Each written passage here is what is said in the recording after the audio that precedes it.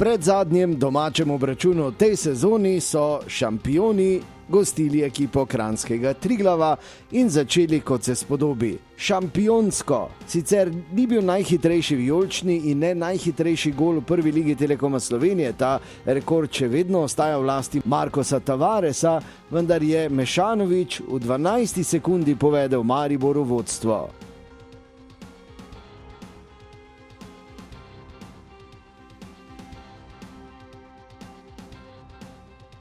V 14. minuti so naši pubeci ponovno poskusili, po kotu je Ivković podal do Mlakarja, po atraktivnem poskusu pa je bil na pravem mestu vratar Čadež.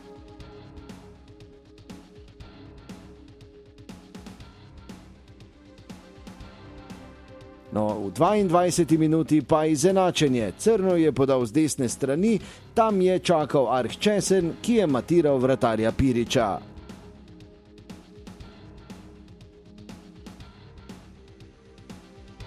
Še eno priložnost za Triglav smo videli v prvem polčasu, ko je v 39. minuti do soočenja s Piričem prišel Tijanić, sprožil, a na mestu je bil vratar Maribora. V polčasu torej 1:1.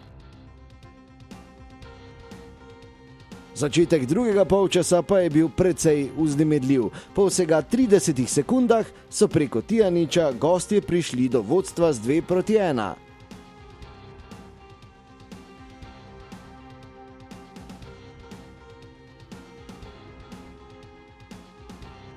Le minuto kasneje pa 11-metrovka za Maribor. Vratar Čadež je podrl Mlakarja in Kovačiču ni preostalo drugega, kot da pokaže na najstrožjo kazen.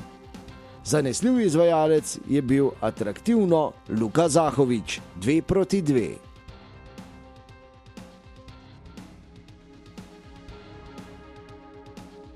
Na to so prevladovali šampioni. V 54. minuti globinska podaja proti Zahoviću, ta je bil hitrejši od gostujočih branilcev, a v dvoboju 1:1 je bil uspešnejši Čadež. V 68. minuti pa vodstvo. Akcija za učbenike bi jo lahko imenovali, ko je Viler natančno zaposlil Zahovića, ki je s pravočasnim odtekanjem popeljal Maribor v vodstvo.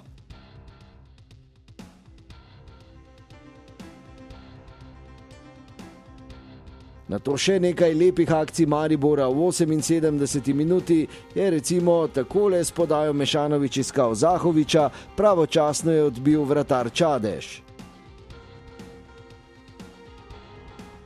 V 80. minuti silovito Hotić iz roba kazenskega prostora, na mestu pa ponovno vratar Triglava.